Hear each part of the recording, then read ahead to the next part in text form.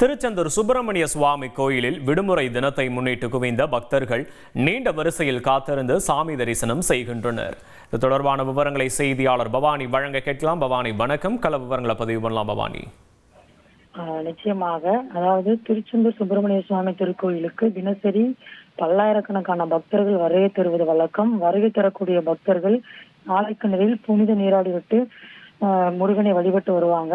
இந்த நிலையில ஞாயிற்றுக்கிழமை விடுமுறை தினம் என்பதால் பல்வேறு பகுதிகளில் இருந்து அதிகாலை முதலே ஏராளமான பக்தர்கள் சுவாமி தரிசனம் செய்ய வருகை தந்திருக்கின்றனர்.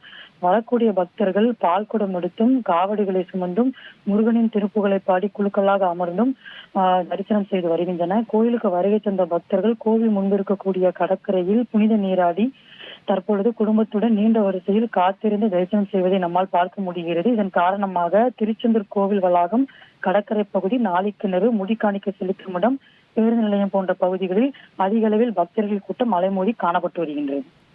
விவரங்களுக்கு நன்றி பவானி.